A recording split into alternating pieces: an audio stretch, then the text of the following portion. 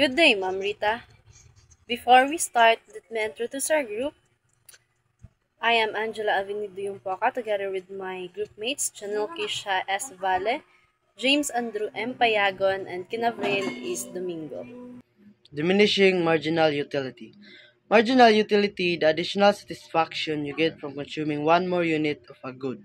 So, diminishing marginal utility means that as you consume more and more of the same item, the extra satisfaction you get from each additional unit starts to decrease. So, example ani kay nakaon kag pizza, so sa first slice, very satisfying siya because high utility. Sa second slice, still good but a bit less satisfying. And the third slice, kuan, you might not enjoy it anymore. So the marginal utility goes down with each extra slice.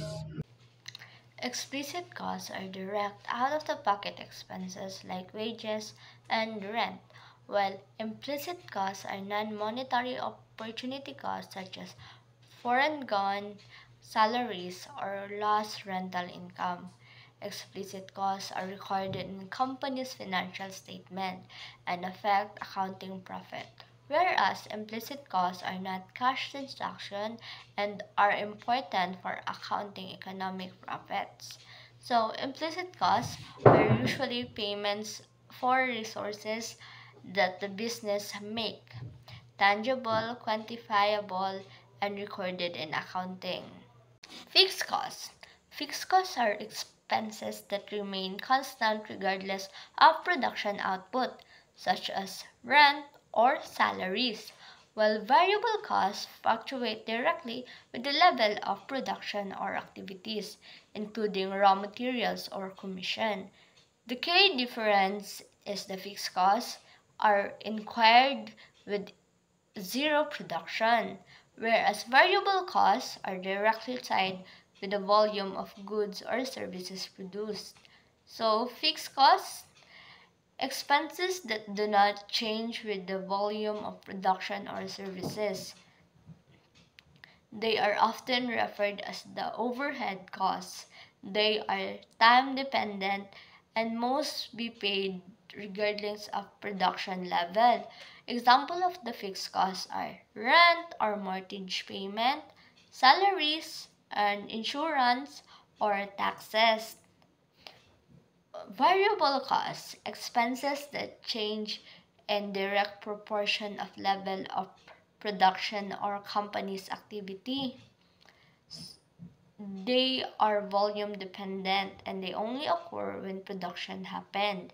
So, example of the variable costs are the raw materials like ingredients or the things that they do to do the product, direct labor or wages, and sales commission and credit card fees.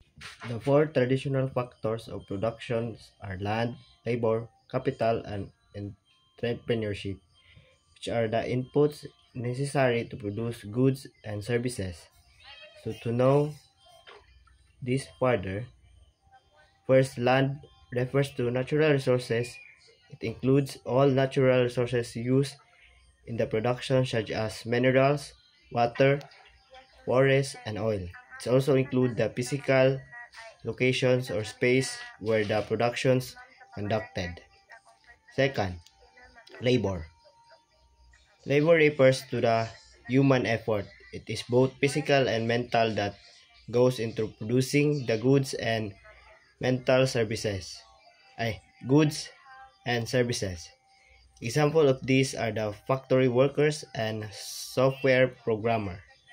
Also, their income earned are wages, which influenced by factors like their skills, education, and experience. Third, capital. Capital refers to the man-made goods used in producing goods and services such as machines, tools, and buildings. The income earned from capital is the interest. Fourth is entrepreneurship. Refers to the ability to recognize opportunities and organize the other three factors of product, productions to create a new product or services Entrepreneurs are the ones who take risks and are responsible for innovation and economic growth. Their reward in the profit. Example, example, our neighbor had a food and drink snack shops.